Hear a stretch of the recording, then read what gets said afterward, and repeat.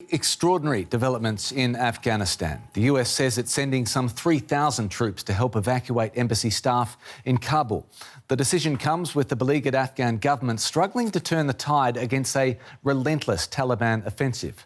The UK is also sending soldiers to help British nationals leave the country.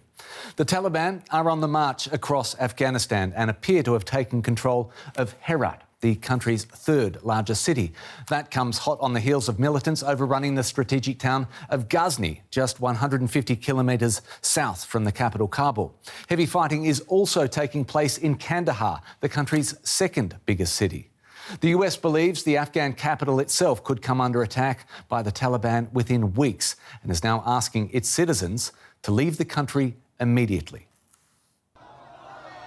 The Taliban triumphant in Ghazni, just one of a string of provincial capitals to fall to the militants. They've met barely any resistance.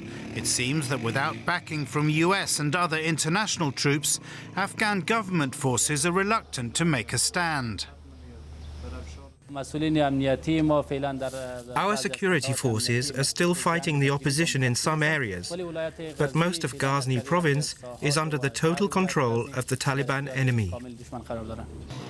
Ghazni lies on a vital highway connecting the major cities of Mazar-e-Sharif in the north and Kandahar in the south, both already under heavy attack by the Taliban. And just a short distance from Ghazni is the capital Kabul itself. We remain optimistic, but we were always concerned that if the central and local governments did not pay special attention to Ghazni and it fell, we would see a huge security challenge threatening Kabul. Now Ghazni has fallen, giving the militants a route straight to Kabul. And wherever they take ground, they usually find stockpiles of weapons and vehicles left behind by fleeing government troops. This video appears to show the Taliban releasing army soldiers who surrendered further north in Kunduz.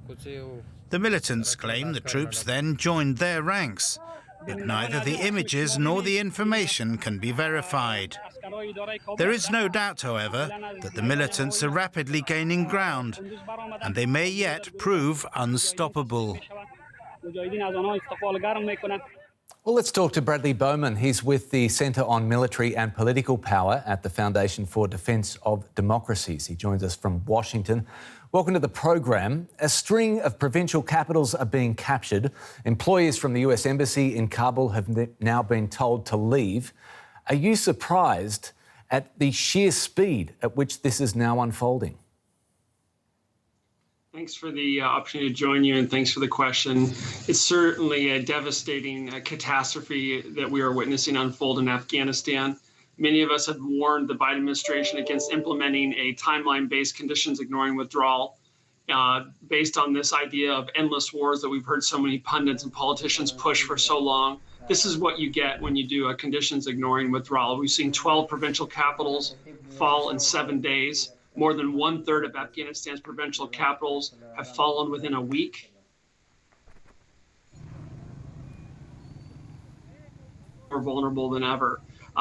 Our national security, in my view, should be based on facts on the ground, and our enemies don't stop fighting just because we withdraw. And what we're seeing right now is a vivid and sad example of this. The victims in the short term are going to be Afghans, particularly Afghan women and girls. We're all going to be victims in the long run because we know that problems in Afghanistan don't stay there. As the regional cities started to fall, you were quoted earlier this week as saying the situation in Afghanistan was a predictable disaster. What do you now predict is going to happen in Kabul? You know, predictions are dangerous in Afghanistan, but, I would have, if you'd asked me months ago, I warned the Biden administration not to proceed with after the April 14th announcement. They've done so anyways. I would have predicted that you would have seen significant Taliban gains in the south and the west based on traditional strengths there. The big surprise has been the gains in the north. The large majority of the provincial capitals that have fallen have been in the north. And the reason why that's significant for your viewers is that's the traditional political strength, strong points, if you will, of the Kabul government. Badakhshan and other areas like that are either controlled or contested by the Taliban. So clearly the Taliban is trying to isolate the Kabul government and overthrow it. And they've been pursuing this rural strategy that that frankly the Department of Defense kind of ignored for too long, and they've now surrounded the cities and they're going into action. Meanwhile, Biden is ignoring this and withdrawing. Really, we should be honest, it's the U.S.-led NATO withdrawal that has catalyzed what we're seeing now, and it's absolutely sad and tragic. And with that said, US President Joe Biden has doubled down on his decision, saying Afghans need to, quote, fight for their nation. They've received training from American and German troops, equipment too, over the course of 20 years. What more could have been done to protect them? We had 3,500 troops in Afghanistan, give or take, in April. 3,500 American troops, with roughly double that number of NATO troops. For 3,500 troops, we were preventing another 9/11 attack. We were preserving the gains that Afghan women and girls have made, and we were preventing massive new refugee flows that were going to destabilize nuclear armed Pakistan. We had 26,000 American troops on Capitol Hill after January 6th. 3,500 troops was not an unreasonable investment. Despite that, Biden doubled down on his mistake in the Obama administration from 2011 in Iraq. They conducted a conditions ignoring withdrawal there, and then we got ISIS and had to go back in 2014. He's repeating that exact same mistake now in Afghanistan, and I fear we're all going to pay a price. Bradley Bowman, Senior Director of the Centre on Military and Political Power at the Foundation for Defence of Democracies. Thanks for your time. Thank you.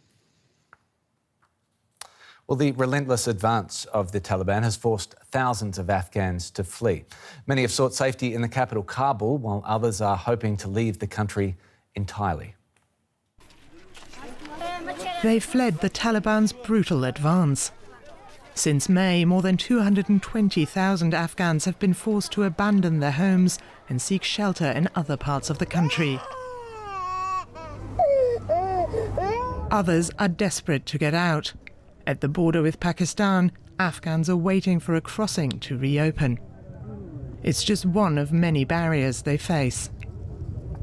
At this point, we're primarily worried that Afghans are actually going to get stuck in Afghanistan if Taliban controls border crossings, for example, if neighboring countries are effectively shutting their borders, like, for example, Turkey did towards Iran. And of course, also the EU has really strengthened their fortress, as we've always already called it, Fortress Europe, and they really made sure that they work with third partners who then, in order, try to block their borders, which really then keeps people, unfortunately, in an area they're not safe in.